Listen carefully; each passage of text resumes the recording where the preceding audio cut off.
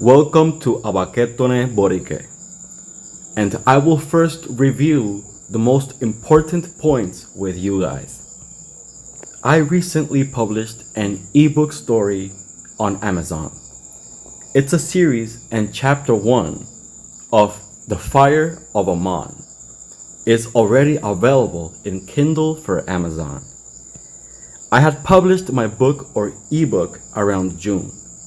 The ebook itself says June 3 in the end, I think.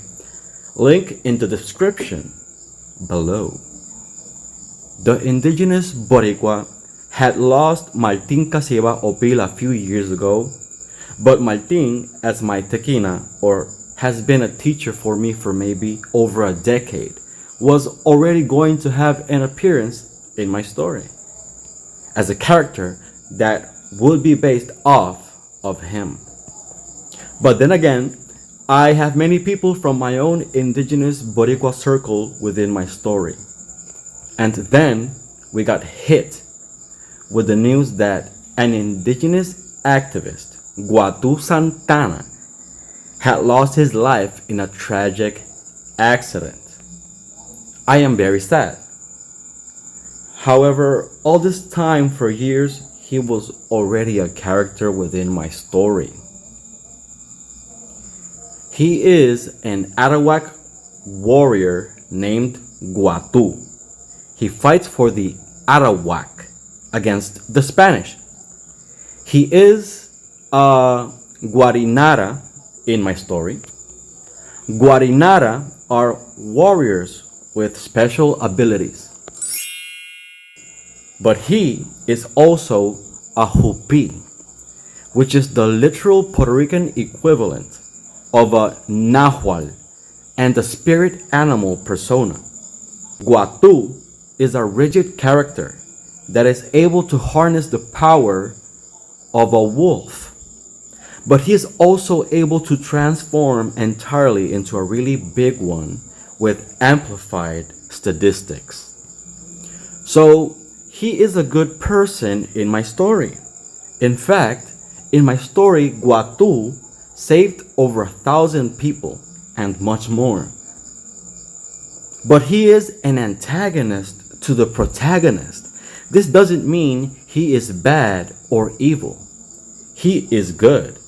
But he just goes against the protagonist, or otherwise it could be for competitive reasons, which is understandable. But he is not a villain. He is just an antagonist.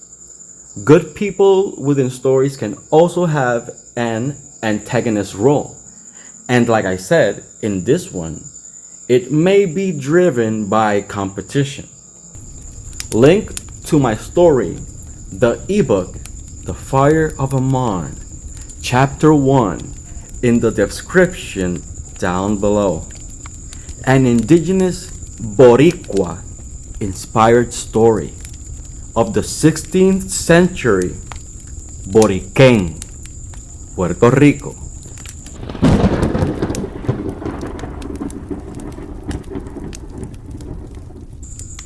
The other thing is, I saw the news of Guatu's story, and the comments were really bad, as in, we should be more empathic and understanding.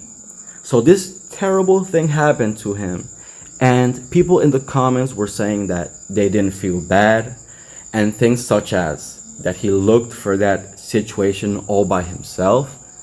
But I say slip into his shoes and his family's shoes, and even you wouldn't want this to happen to you. Here, part 1 and part 2 of me talking about his situation and why he is important to the indigenous community. In short, he is important to the indigenous community just as anybody would speak Taíno or speak Taíno or practice the indigenous culture of Boriquén would be important and valuable to the indigenous Puerto Rican community because this preserves the Taíno Arawak culture. Also, I met him when we both didn't know that we practice also the language, the Taíno language, and that we both are enthusiasts onto the Taíno culture. I just met him and we met as regular people. Then, when we met each other on social media, we then realized we both shared Taíno language and heritage in common. He was totally affiliated into Guatua Macu, while I was affiliated to the indigenous organization only online over a decade ago. Welcome to this video. I'm going to treat this video like a live. If you are family of Guatu Santana, then in Spanish we say mi pésame, right? So, mi pésame para la familia y las amistades de Guatu Santana. So, if you are here and you are wondering why am I making a video about Guatu Santana, well, first of all, something, something very sad happened to him, and I didn't know of this, but there is a important reason why I speak about Guatu Santana, and why would I speak about people of the indigenous Arawak and Taíno community. Well, it's because, first of all, it's not just because something sad happened, but you have to remember that I am very grateful for these people. When I mean these people, I mean the people that do something for the indigenous community, people that that would do something, To me, that's huge. That's big, and that's why you should understand that that's one of the reasons why I would speak about maybe Guatu Santana, or why would I speak about Maltin Casiba Opil Veguilla. Well, because they are part of my community, most especially from my own circle. So that's one of the reasons why I would speak about them. And then you have to remember that I am part of the indigenous community, but in what way, like what sort of role do I play in this community? So this channel is named Abaketoni Borike. It's Abaketoni. Like it sounds like a I at the end, or a double E in English. Abaketoni Borike. That's how you say it. So there is a reason for that name. It's not just a name that I just randomly made for this channel. Well, it serves a purpose. And what's the purpose? Abaketone means documentation. So remember that always when you come to this channel. Why would I speak about something? Why would I record it? It's because that's what it means. When you say abaketone, well, that's the word for documentation, or maybe to record something or to write something. Guaracuya or Guaracuyo would be like something like social media, or maybe Guaracuyo is to remember of the light. So to me that would mean something that would have to do with data. But abaketone is documentation, but it also has to do with the trees. It also has to do with paper, and it also has to do with recording something. So abaketone is also a paper. It's also a book. So that is one of the meanings of abaketone borike. And then the second one, borike, it pertains to the language. Borike means the language of the Boricua. So every time you see that a word has well, it means that it pertains to something, or that it pertains to that. For instance, well, if you see a whole bunch of the words that have E and then an X at the end, well, that is this that we are talking about. It would sound like guavan sex to people when they read it, but it's not actually guavan sex like that. It's guavan se. That's what they're trying to actually say. So anyways, this channel serves for documentation, so I explained that, right? And so that's why I would talk about people like Guatu Santana, especially because they were from my circle, and they are very important for the full spectrum of the story. But that's why I would speak about Martin Casiva Opil and these type of people, because we record these people for historical purposes. Everything that they have done in the indigenous community and all of their achievements are historical.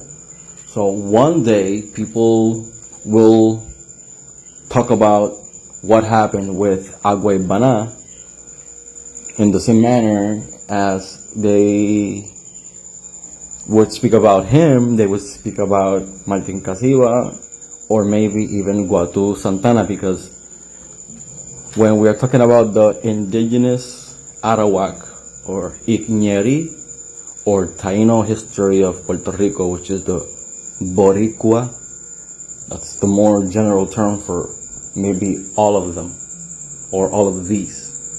So if you wonder why, well, now you know why. First of all, there's something important that I'm going to speak about, about this channel and its development, the creation story of this channel, basically, right?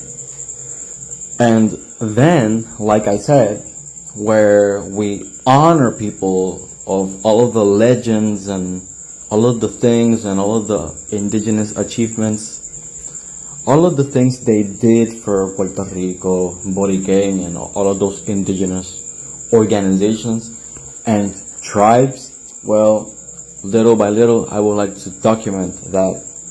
But first, I have mentioned them in a way that explains why I do what I do. And in this case, it really does explain why I do what I do. Because I met Guatu Santana when I was because he was my friend. That's what I'm saying.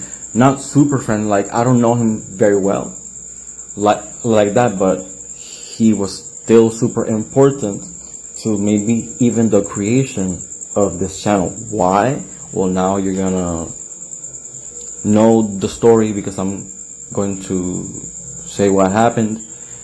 When I met him, we didn't know that we were part of this indigenous, I'm gonna say, I don't know, adventure or voyage or undertaking, right? So we both have had our own indigenous undertaking throughout our lives. I think he was Need Taíno of someplace, but because I'm not affiliated totally, but I knew some people from Guatuamacu. So anyways, he had his achievements and his position of leadership within his own communities, which I just only viewed from afar, because like I always tell people, I only dive super deep into the language because I have always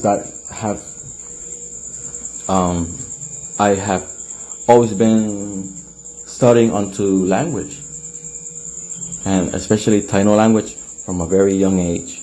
Like maybe I was a kid when I started studying and researching about all of that stuff. So like I said, I met him And we didn't know that we were both part of this indigenous community where what happens is that the indigenous, or no, I'm sorry, what happens is that this Puerto Rican goes into a self-search, self-discovery, whether it's the family, whether it's the DNA and all that stuff, and you dive into the historical, and all of that thing happens. So you get so educated once you start to dive deep into the Taíno indigenous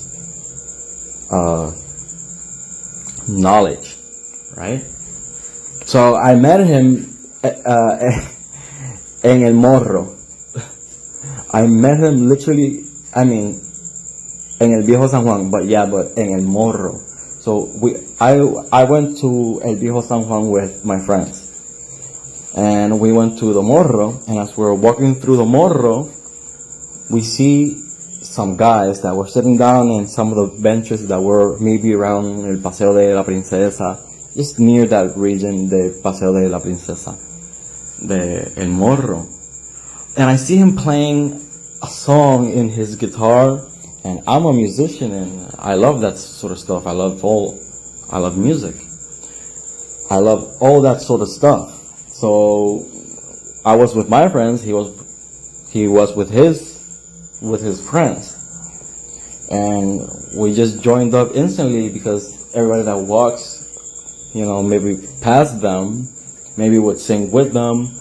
At that same time, Imael Etepa was playing the piano, so maybe they were friends also. Maybe it was that same moment, but I'm not sure. But there was one guy, okay, just to, remember, there was a guy that used to play the piano in El Viejo San Juan, and he was Imael Etepa. And I competed with him in one of the singing competitions that came to, I don't remember, but I went or something. I don't know if I exactly competed, but I know that I did some type of participation. But I went to Idol Puerto Rico once, and I went to La Banda. So in La Banda, I actually competed and reached like the third stage within the building. But in La Voz, I maybe had a problem with my age. I was like 17, right? Because it was at that same time, and Imael Etepa was maybe with him or in separate times. It probably was separate times, but I'm not sure.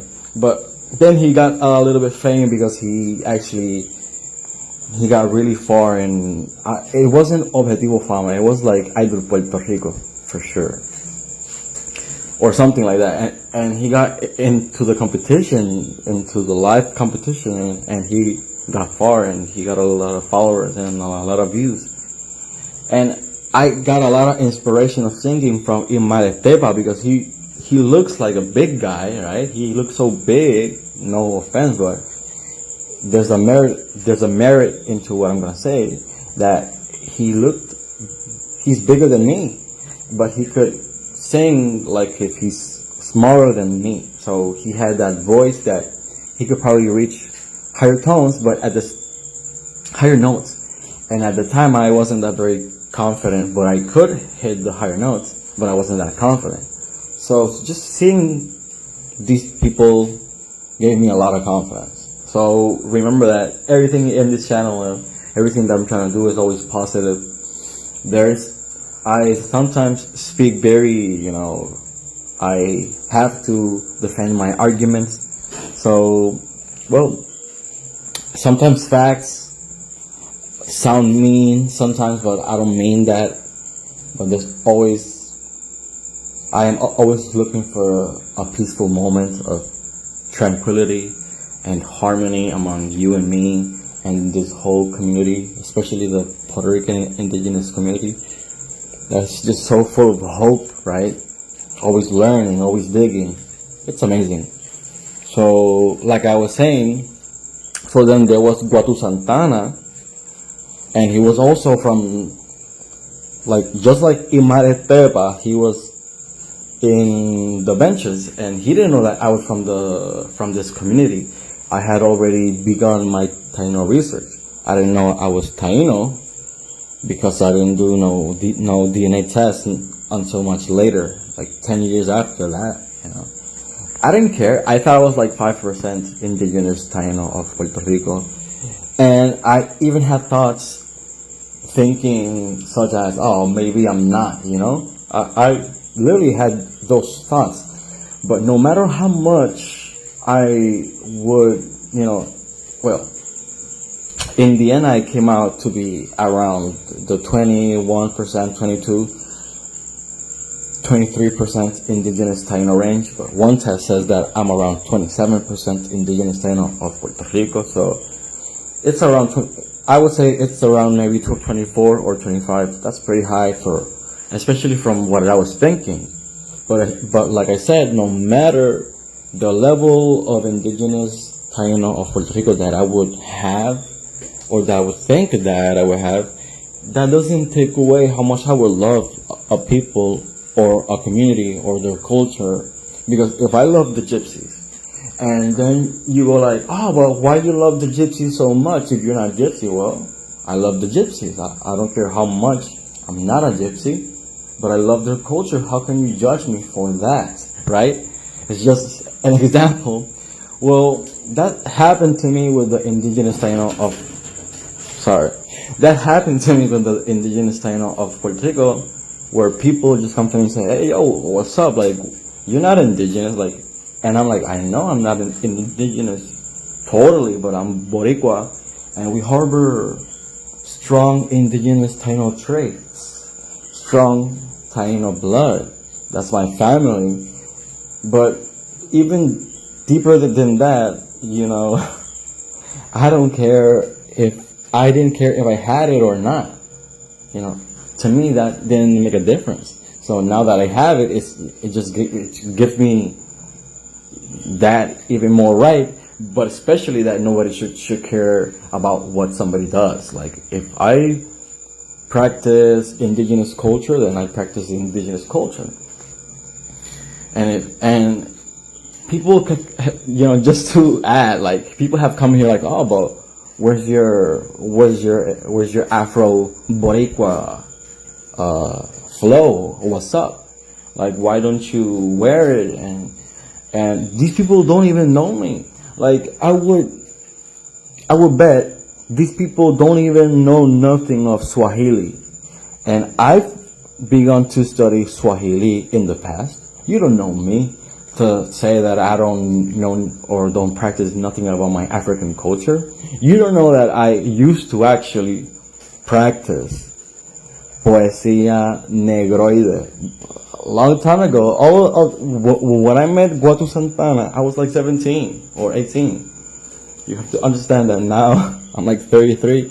I've gone through all of the culture of Puerto Rico, all of the teachings, and now, so that just adds onto that. But Guatu Santana, he was singing maybe some Luis Fonsi song. Yeah.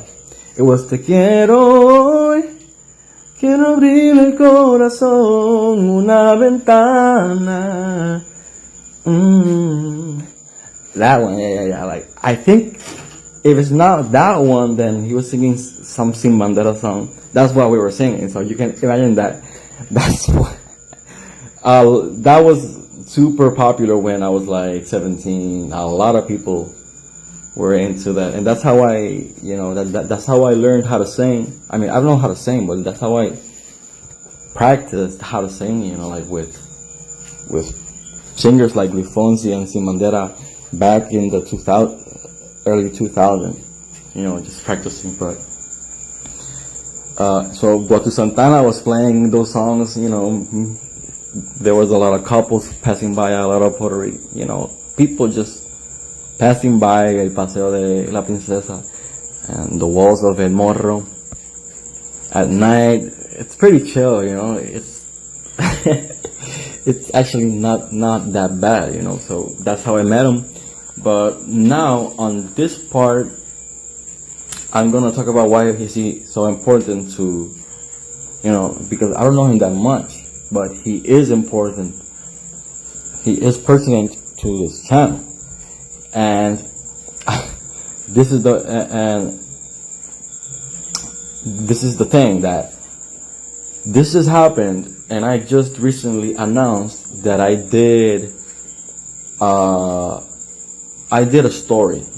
I did a story that I wrote as a writer. I've been years trying to finish this freaking story. So I did this story finally, and there's a character named Guatu in my story. He's Guatu, which means fire. But it's not that I named him Guatu just because fire. No, that's actually Guatu Santana in my story. And if you read my story, and if you like one of his family members, or you care for Guatu Santana, well, I do too. Like, he's my friend. But with something that I do with writing, I like to transform people from antagonists into like heroes, or like this mature character after all of these arcs, all of these development arcs, where the character learns so many things and a whole bunch of things happen, where they go from being bad or something to being totally transformed person. And I really love to do that. I love that. When I write, and when I have seen a whole bunch of shows and a whole bunch of series, I see that and I want to do that. So that's something that I do, no matter how good the person was maybe in real life. If I put them in my story, it's just for entertainment, but I might exaggerate a whole bunch of little bad things and tweak it so it could be that much more entertaining. So now that you know that, you could be chill that in the future this character will have a nice development, and like, that's how heroes in the stories are made. So I'm gonna talk about more in the part 2 onto the fire of Amon, and that in my story, the fire of Amon, Guatu Santana is there. So before I leave, I want to give you guys some more insight. So this is Guatu, a character from my story. I made this story, I finished it by June, and then months after this happens. So sadly, but yeah, so he's not a bad character, he's just an antagonist. Whether it's for competition or for whichever reason, well, he's just an antagonist. But further in the future, this character will have further development. Thank you. So, to understand this story better, you will have to go to the part 1. This is the part 2 of the story, or the history, that pertains about the indigenous community, and what have you done, and what achievements have these people have done, etc., and all those things that I have explained in the part 1. Well, it would be much better that you would go to the part 1 if you would like to understand the narrative even better. So as I was saying, so I saw the news of what happened to Guatu Santana, which is somebody, like I said in part 1, that I had met a long time ago. Look, the indigenous community is so connected that you would have never imagined, right? But however, what I wanted to jump into next is that I saw the news, and as I was seeing the news in the social media, me, or some people and myself, some people and I, were looking at the comments, and the comments were horrible. It's like what's happening to Puerto Rico. Like a whole bunch of people were looking at the news of what happened, and then there were so many comments that were lacking in sensibility, and I was like, wow, like what's wrong with you people? Like, can't you be more sensitive about this? Like something bad happened to this young man of Puerto Rico, right? And a whole bunch of people were showing that they didn't feel bad for what was happening to for what happened to Guatu Santana. So I'm feeling pretty disappointed with the comment section of what happened, right? So I feel really bad with that. So I feel really sorry for Guatu Santana. You know, if something bad happened, I would never, I wouldn't go like, oh, it's good that this happened to him. So I would never go like that in such a manner. It's like, oh man, like that really sucks. If something bad happens, I will always be like, oh, that really sucked, or like that's so bad that that happened, because you that you wouldn't like that to be you, right? For starters. So that's one thing. The comment section was horrible, so pretty disappointed with a whole bunch of Puerto Ricans. ¿Qué pasa, pueblo? ¿Qué pasa, Puerto Rico, right?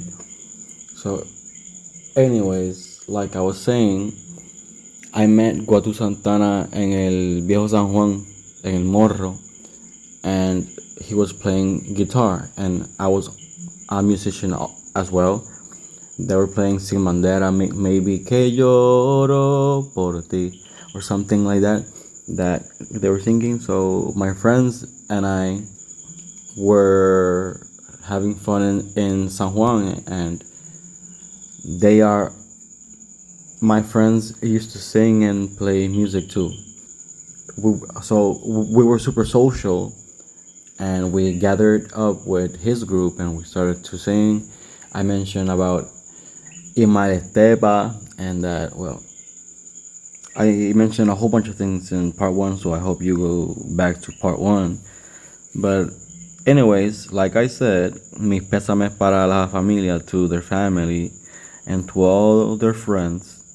And it's really sad that this happened, because like I said, Guatu is very important for two things. And I don't want to necessarily mix them.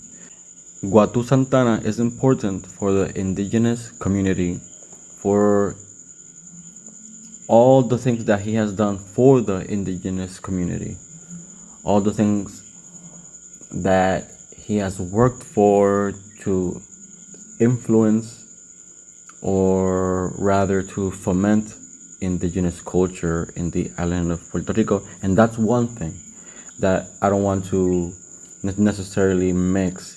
Like, he's important because anybody would be important if they would foment or promote the indigenous culture of my island, which I love, which he loved.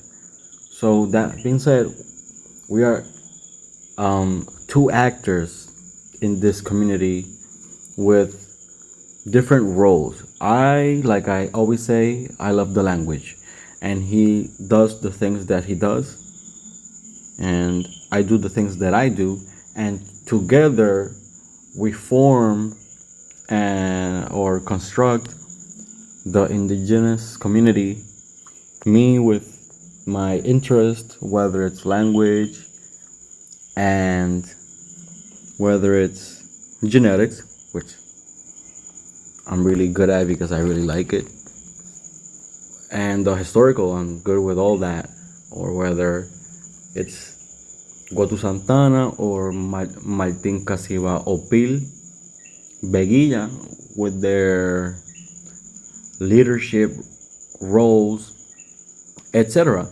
So this is how the story goes. I have nothing against Guatu Santana. He was my friend. We used to talk.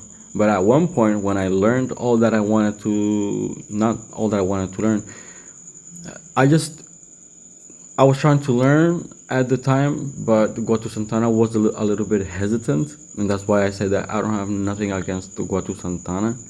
He helped me, but he was still a little bit hesitant. Why? Because he was having some problems with some people that wanted to. I don't know. I really don't know. I don't understand. That wanted to maybe gain from him, or I don't know. But I felt lonely at the time, especially because I loved the culture so much, and I wanted to learn indigenous Taíno language of Puerto Rico, because one thing that you have to understand about the language of Puerto Rico is that it's very limited. Once I was like 19, or once I was like 18 or 17, or around the teens age, I had learned indigenous Taino language of Puerto Rico before ever meeting Guatu Santana or anybody. It's just by myself. I didn't know about nobody.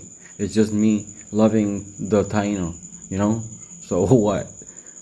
So then it was that I met these people. First, I met him in El Morro. I don't know nothing about him. I just met somebody singing in El Morro, and then we exchanged Facebook, because if we were to go to El Viejo San Juan again and sing in groups outside while the people pass by, it's super fun. It used to be super fun. Now I wouldn't do that, because, or I don't know. But at the time, I was like 17 or 19 or something like that, where it was super fun to do anything at the moment. So I then it was that in Facebook it was that then I discovered that he formed a part of the indigenous community that I was researching about just recently at that moment. So, like I was saying about the indigenous language, it's not, you cannot articulate. So I knew it, but I still had a lot of doubts, because you still need to know a lot about the vocabulary. This doesn't just apply to the indigenous language of Puerto Rico. This applies to any language. You have to learn the vocabulary. It's so you know it's a very expanded language when you have to learn a language that you don't know. So it's so expanded like that, because you have to learn such a wide variety of vocabulary. It's easier for me because I speak a Romance language, and if I would, and it's Spanish. But if I would learn Italian or Portuguese, then it would be super simple for me. It would be much more easier. So, but it's because Romance languages are so similar. So it's kind of not fair, but in the end, there are different languages, but it's easier for me to learn a Romance language because of that reason. So I had a rough time. Okay, I had a lot of help from them both, from Martin Casiba Opil and from Guadu Santana, but things were slow, but I was getting a lot of help from Martin Casiba Opil, like a lot. Like we were talking in Taíno and doing a whole bunch of cool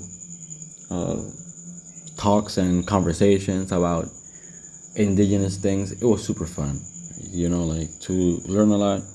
But once I knew the sources, because you have to understand, I have the right to learn the language. So, but things were going so slow that I just stopped talking so much to people, and for myself, not for nobody else. So then I was trying to learn about the language, and I learned the sources that are legit, the ones that are legit. And I was like, oh, I finally found the sources, because how limited the indigenous language of Puerto Rico is, if you know the language, the original one of Puerto Rico, which is the base for Taíno Borique. So if you learn that base one, which is the original one, which includes, so instead of Mabuica, it says Tairiken. So that's the original one where you get all of those original words. Instead of hurricane, you say guabanse. It's very interesting stuff once you dive deep like I have, and I have become, after all this, I did become one of the, after such a struggle, I have nothing against what was happening to these people, because they were having a whole bunch of problems with, I don't know who. I just don't know. I was just a simple teenager trying to learn Taino, and eventually I was able to learn it in my own speed, because I wanted it now. I was like, man, like, I'm Boricua. I should have access to this language, like right here, right now. And a whole bunch of people knew some of the secrets, and I was frustrated. I was pulling on my hairs.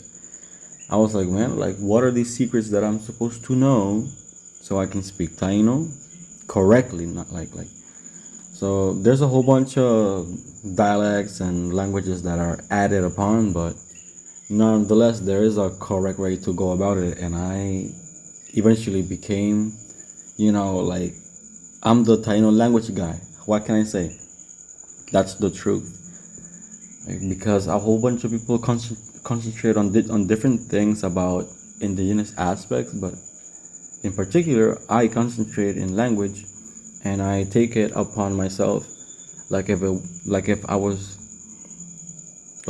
doing a master's degree or of some sort.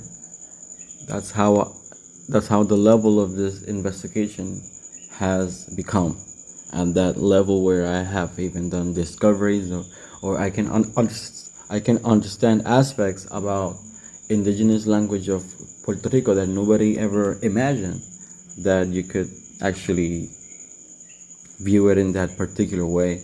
But that's just the truth of the matter, because if you study something and you dive deep into it, then you will get insight that not everybody receives, especially not because I have something against them, or because I want to say something negative about their craft.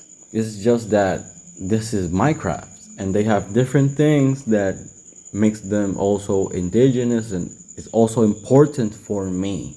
And that's the whole point, that in this aspect, some things that they did to help me are very important for me, and the things that they do to reinforce the culture and to foment it and promote it is also something that I can totally appreciate, for sure. But that's one thing. But the second thing is that why he would be so important for me, it would also correlate to why he's a, it doesn't mean that he's a bad guy, but it's also the reason why he would be an antagonist in my story. It doesn't mean that he's a bad guy. If I also have a character based in my story, in my ebook story about indigenous Boricua, that is based upon me, and he's also a type of antagonist. He's not a perfect character. This is just how I like to do things. I in my character arc, in my development of my character, I will eventually become somebody better and more wise. And since he was my friend, then I have a story that would correlate to my indigenous story, and my indigenous story will be super important, because now I am able, because all of this, the effect was that now I'm able to grant access, to a wide spectrum of people, especially Puerto Ricans, and especially people who share that Boricua ancestry and that want to speak Taino language and that want to know the history. Well, that eventually segued from this situation where I was trying to learn indigenous Taino language of Puerto Rico, but the secrets and the knowledge was given to me super slowly. I have nothing against that. It's just that was the truth, and I can't say nothing about that because I can't do nothing about that. But what I can say is that I see the good, whatever good he and whatever good everybody has done, I can at least see it and I can recognize it. And he actually helped a lot. So that's one thing. But he's very important, and not because he's important for me, but he's important from this situation. I was able to make a channel because once I learned indigenous language of Puerto Rico, I didn't stay like that. I was like, okay, I learned in the indigenous language of Puerto Rico. Guatu Santana doesn't want to convey the information or to provide the information as quickly as I would want to, and he probably, like it's not his fault, but he probably didn't know that I wanted to learn so bad. I was so innocently trying to learn as a teenager that then I made it this channel. I was like, oh, okay. I had such a rough moment trying to learn this language when I was like 17 to the age of like 21.